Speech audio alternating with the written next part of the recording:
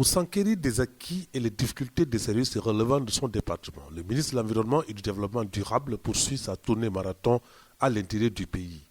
Après le site aurifère de Sabodala et le parc national de Nyokolo-Koba, Morngom, à la tête d'une importante délégation, était l'hôte de la capitale du Nord. Première étape, Saint-Louisen, le parc des oiseaux du Djoudj. Les éco-gardes participent à l'aménagement du Djoudj. C'est les bras techniques. Nous utilisons toutes les populations pour les aménagements. La lutte contre le Tifa, la lutte contre la salade d'eau, contre la Salvinia molesta, la lutte tout simplement contre toutes les plantes envahissantes est aujourd'hui assurée par les populations qui aussi gagnent plus ou moins un peu d'argent dans le cadre des main-d'œuvre temporaires. Et le résultat, vous avez vu tout de suite, on a été voir un campement qui appartient à la population. Là où nous sommes, c'est un hôtelier qui est partenaire au Djoudj et qui travaille dans d'excellentes conditions et qui, depuis longtemps, a participé, comme les populations, à l'aménagement et à la gestion du parc. Une randonnée de 7 km en pirogue dans les eaux a permis au ministre et à sa suite de découvrir l'hospitalité des pélicans et d'autres espèces résidents ou migrants à l'embarcadère du Djoudj. Tout le long du parcours, le ministre a échangé avec ses collaborateurs sur l'état des lieux du parc. Nous allons pouvoir impacter au niveau du parc de Djoudj pour pouvoir en faire un levier de développement économique et social. Parce que tout le monde comprend qu'aujourd'hui, le tourisme peut beaucoup faire valoir.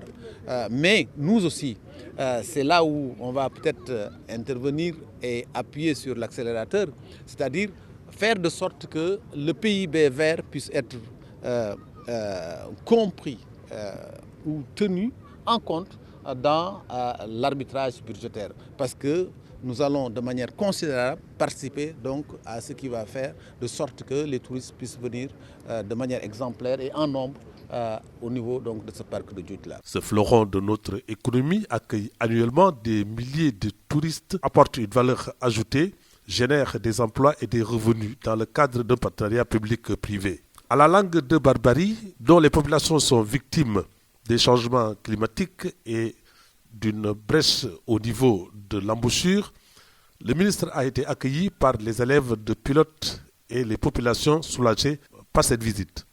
Ils ont étalé leurs problèmes. Aujourd'hui, ce sont les villages de Pilote, de Tassiner et tous ces autres villages qui risquent de partir d'une minute à l'autre. Et nous profitons de cette occasion pour demander à l'État un recasement des populations le plus rapidement possible. Vous voyez, il y a des retraités parmi eux qui ont mis leurs économies pour construire des maisons et qui vont voir ces maisons partir. Nous pensons que l'État a les moyens de, pourquoi pas un plan Gagnol comme ils l'ont fait à Dakar. Le ministre a constaté de visu les maisons rasées par la montée des eaux avec mort d'homme. Il a écouté l'exposé du PCR sur le plan de sortie de crise de 600 familles à reloger. Morngom promet des solutions. Il y a des dispositions qui sont en train d'être prises. Il y a des négociations entre ce qu'on appelle ces négociations des pertes et dommages. Mais l'État sénégalais, sous la direction et les directives, je veux dire, du président de la République Macky Sall, nous n'allons pas pouvoir attendre ces grandes négociations. Nous allons prendre des dispositions pour venir en aide, en appui, mais de manière inclusive. C'est-à-dire l'approche et la démarche que nous allons adopter ici, elle sera inclusive.